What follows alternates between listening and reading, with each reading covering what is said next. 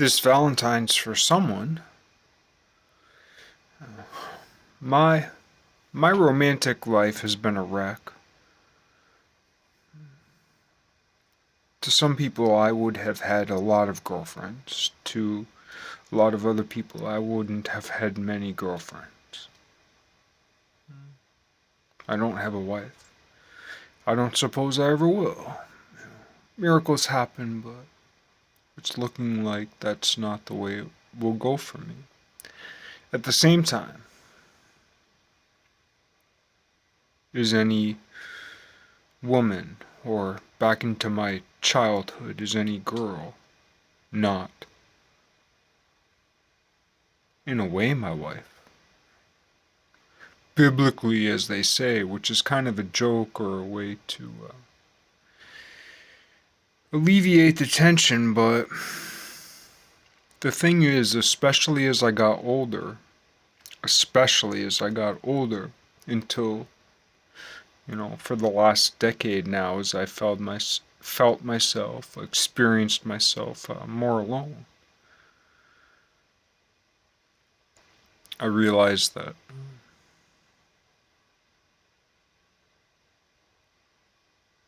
well, two things.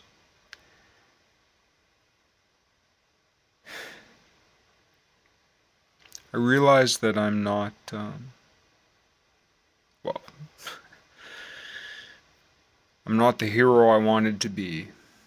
I'm not the boyfriend, aka husband, you know. I always wanted to be a husband and a dad. And it's a hard pill to swallow that I'm not. And it's an even harder pill to swallow that I don't even have the capacity.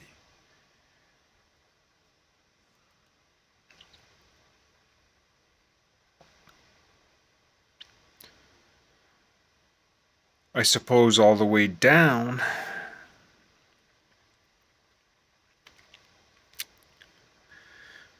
but so far as that goes, that opportunity never presented itself to me.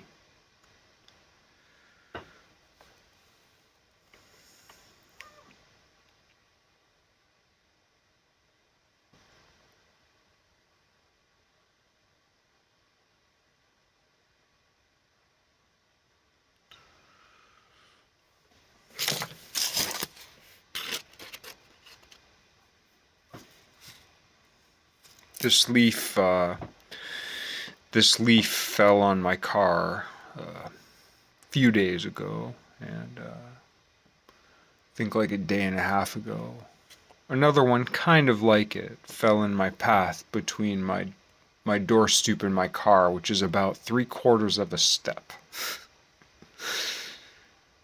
And it reminded me, and there were other things. There was something on some movie I watched. Or no, it wasn't a movie, it was America's Got Talent, where a pigeon flew into the auditorium. And one of the judges was like, "That's a sign." Which reminded me of a time. I'm not sure how long ago it was. It was 5 years ago, give or take. It was about -20. I was distraught. I wasn't drinking at the time. I was sober. I was watching that musical movie where Will Ferrell was playing Birdcage, something like that. And in the middle of it, I needed to go to the store. I can't remember why. But I also just decided to keep walking. I walked past the store and kept walking. I ended up down toward the power station on a little side road I'd never been down before. It was -20, nobody was around. But there was a pigeon. So this is about 1.25 miles from my house. But there was a pigeon.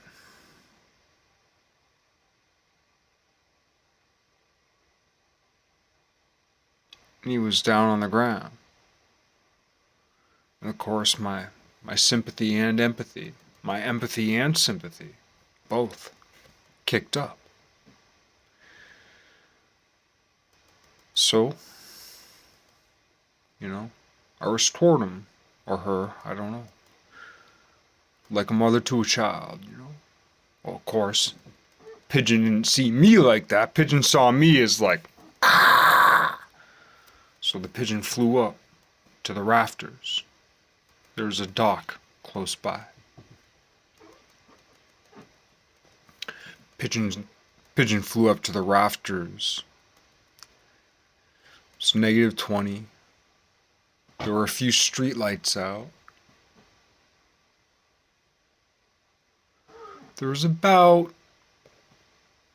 3/4 of an inch or an inch of snow on the ground, except for where there were tire tracks.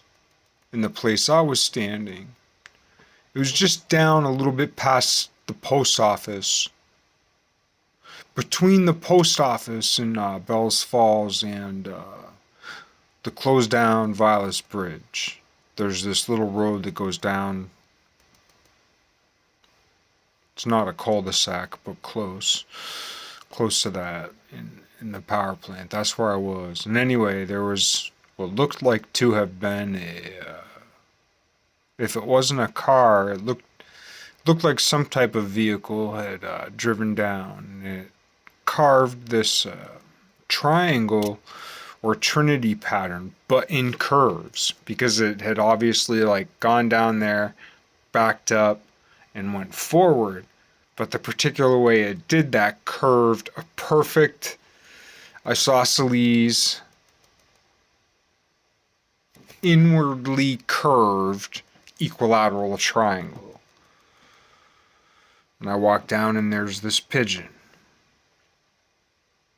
Pigeon is also kind of a stand-in for a dove, by the way. -20. It's about, at that time it was about 11:30 p.m.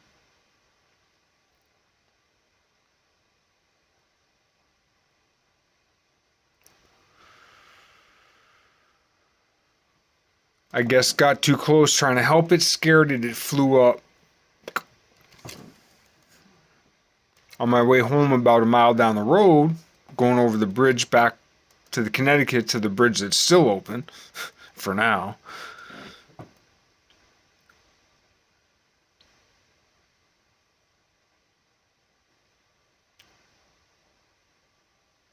I shouldn't say it like that though. Being a bridge builder is rough and tumble, man. Like the Brooklyn Bridge.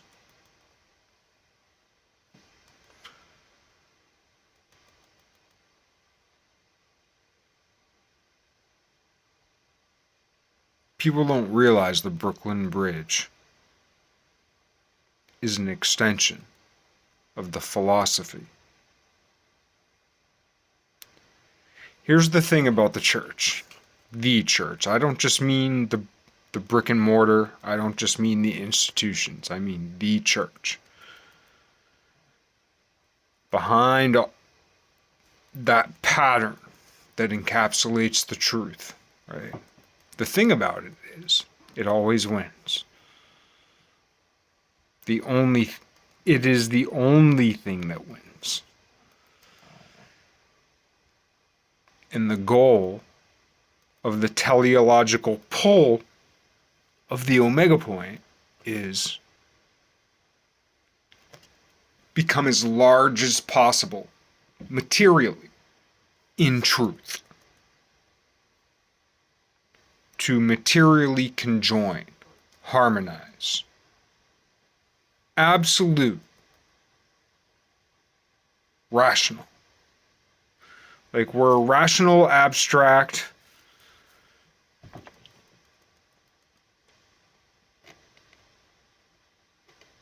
and practical truths meet at the end of computations, almost like when we die.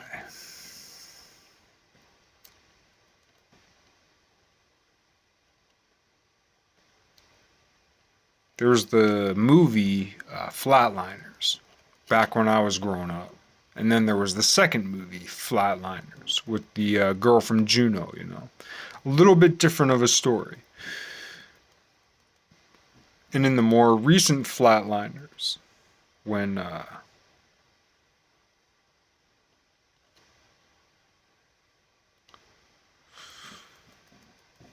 you know, quote unquote dying or passing to the other side is recorded neurologically. There's that point where like brainwaves, brainwaves, brainwaves, nothing. And then out. But like all that little activity at the end, right? That little it almost like despite all the graphics and everything, like it makes it seem like you experience this long expansion of time, and it almost gives praise more to the chemical reaction or physiological reaction compared to what lies beneath that, right? Because another way of thinking about it non-materially would be, for instance, like my understanding, and I'm not, I'm no expert in this stuff, but, and I make a lot of mistakes. On the other side of that, it's like I gotta talk a lot of shit to get to the truth, and my shit is shit. But I talk so much of it that these pearls show up. Oysters are ugly and pearls are beautiful. And it takes a lot of oyster to make a little bit of pearl, you know. And in that sense, I'm a pearl heat seeker. But it takes a lot of patience.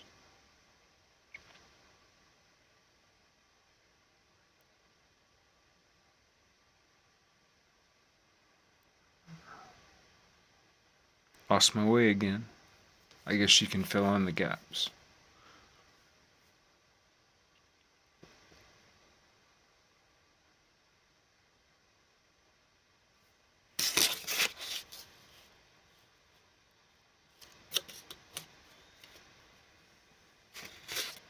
Make a wish.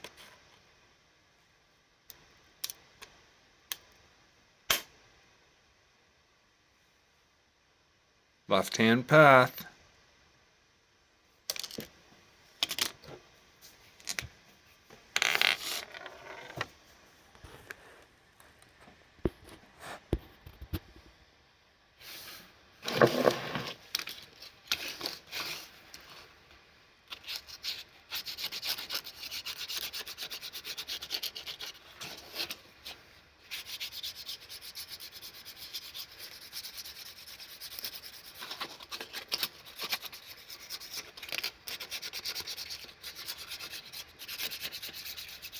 Yeah, I think of how much I failed.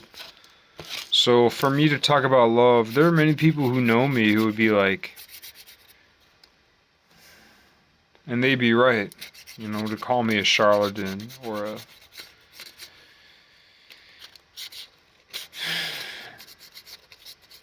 There's nothing they could call me really without being correct about. Yet, at the same time, there were some nice times. And I hope for everybody that I've wronged, they can remember that about me.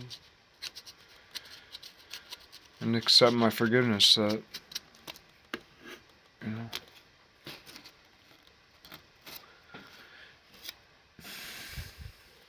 Everybody knows me, who knows me knows I mean well. everybody who knows me knows I'm a broken fuck. The only thing I'll say here on Valentine's Day about the romantic endeavors of my past is that there's nothing ever in my life, and I don't know why. Part of it has to do with, like, yeah, all that feminine, motherly yearning, all that Oedipal complex stuff. A lot.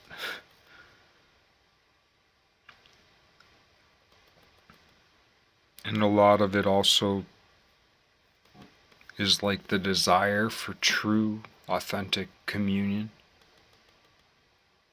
True.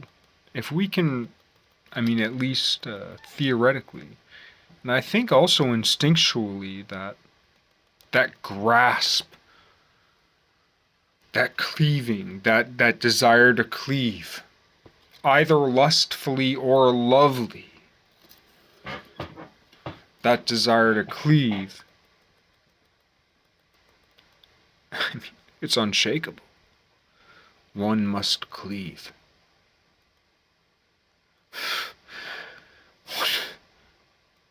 One must cleave. And it's that type of language that won the war 1700 years ago, 2,000 years ago, 2,300 years ago, 2,500 years ago, 3,500 years ago, 3,300 years ago.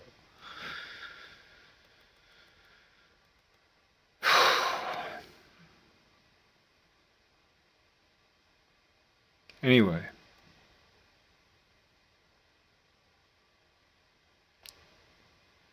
I've learned a lot of lessons by my own escapades into romanticism, which have all failed.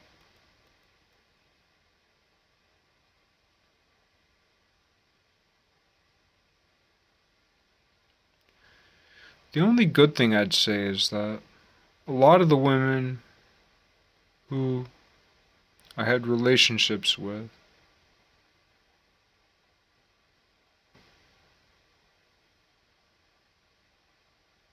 seemed like I was a stepping stone for them, but a good one. Like, it seems as though the woman I paid the most attention to, dated the longest, was in a relationship, whatever.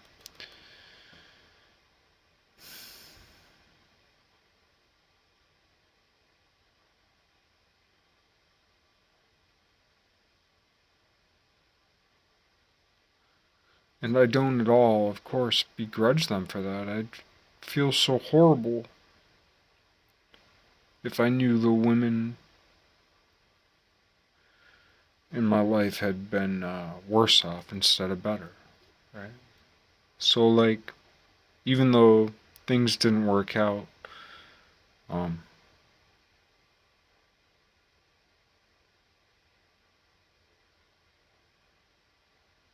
I didn't destroy them. That makes me feel good. Because I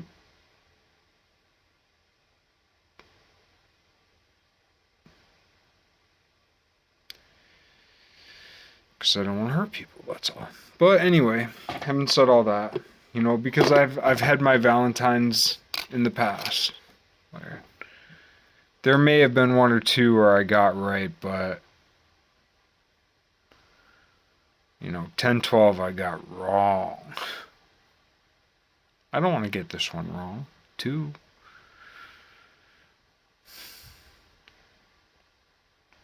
Trying to be nice about it, because I desire to forgive, and I desire for others to forgive. The spirit of forgiveness encompasses more than forgiveness, because I also feel bad for suggesting that there's anything that ever happened to me that I need to forgive, right? Because here I am, alive and well, plenty to eat, running water. What more can you ask for?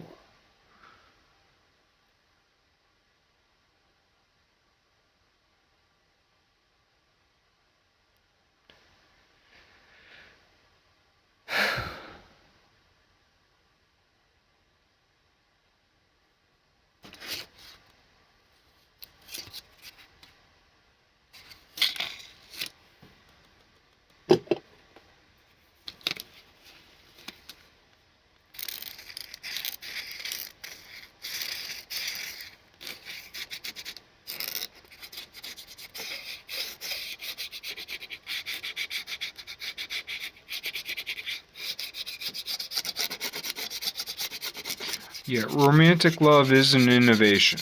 Romantic love and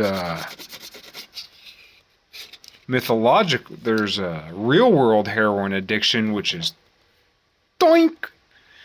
But then there's also mythological heroin with an E addiction.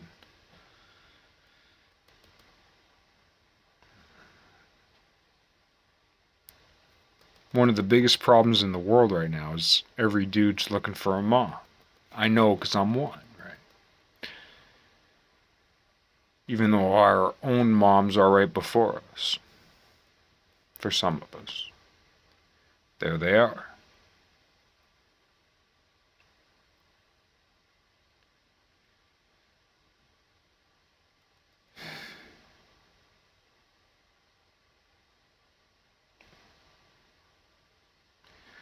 We always must remember, especially as men, but also as women, but especially as men because we don't understand what it's like to be a woman. We don't. Fundamentally, we don't.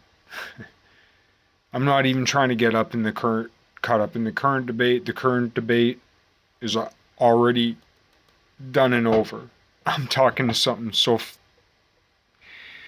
well, I say so much farther in the future, but because of how fast time goes now, that could be 15 minutes from now or 1500 years from now also, because dumb as I am, for some reason God's given me a big telescope. Kinda, so to speak. You know. Not about me, just saying. So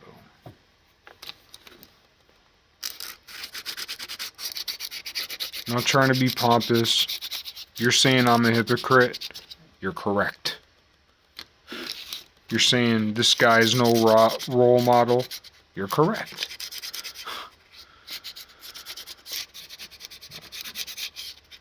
If you say this man is no prophet,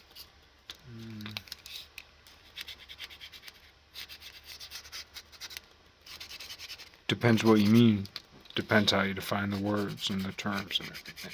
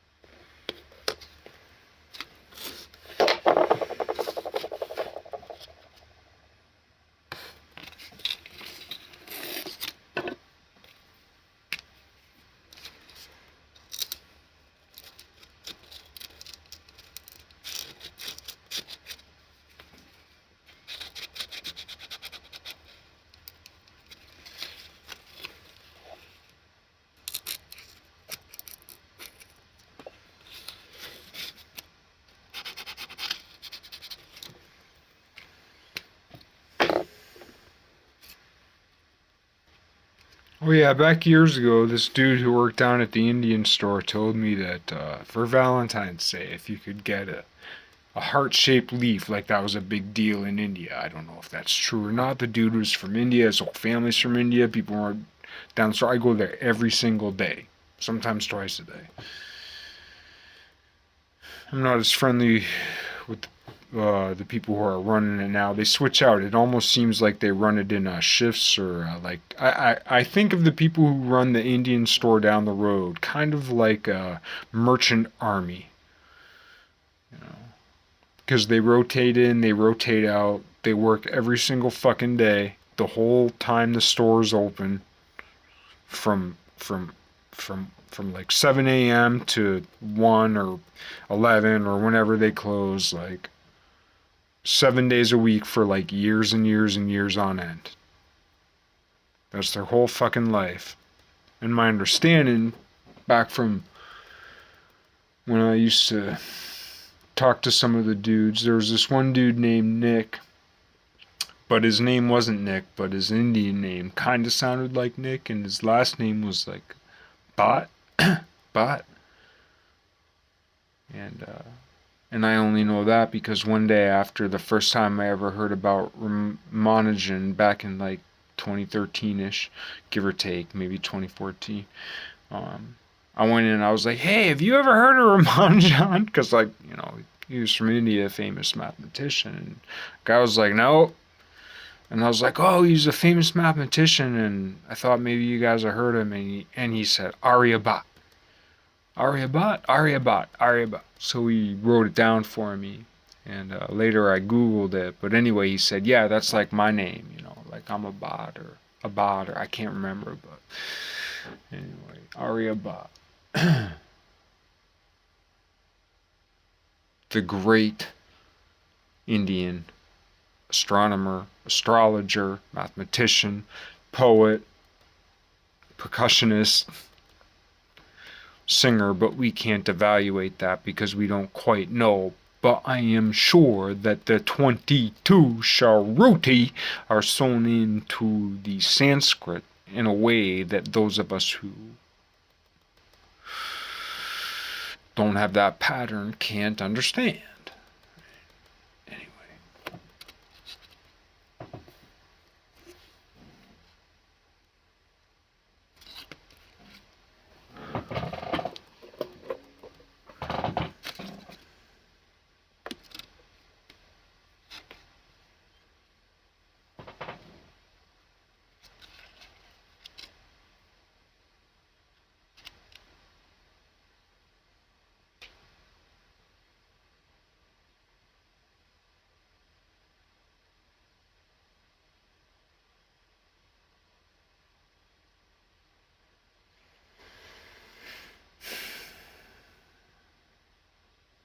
I know, it's a little... Alright, okay, so it's a lot like, huh?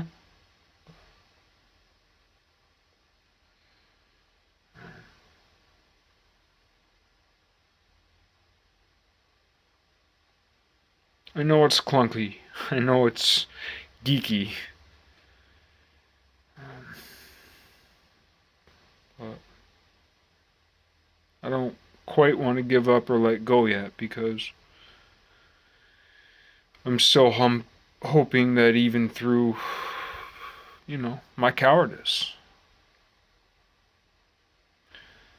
I'm still hoping and praying that light shines through me.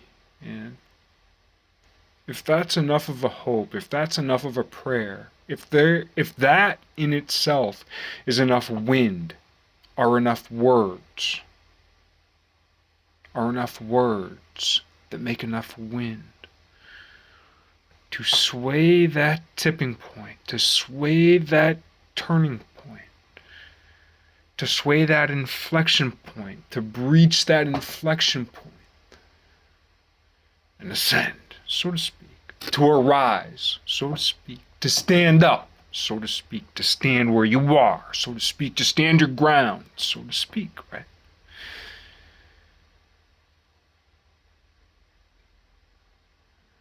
That's the hope of my clunky, pathetic, quirky, romantic, unromantic, crap poem, whatever. I feel bad for saying it because I'm a broken man who will never know romance again. Talking on Valentine's Day, right? But I also, in the same sense, I don't mean to tell those who come behind me, don't do what I did. I can't say that. I can't. I can only say, well, sometimes I wish I hadn't done what I did. But when I also look at the things that I've done, the things we've done, the things that most people in the world feel the most bad about, sins that don't even remotely creep up on the animal kingdom.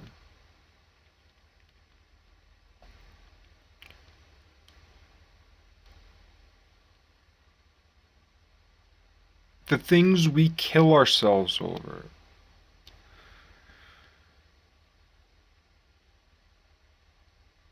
Mostly.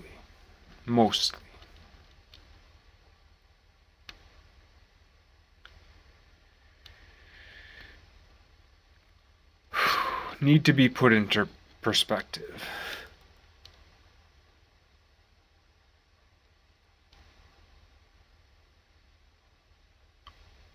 One of the things that makes us great is that we have the ability to recognize how fucked up we are. Barely anything else does.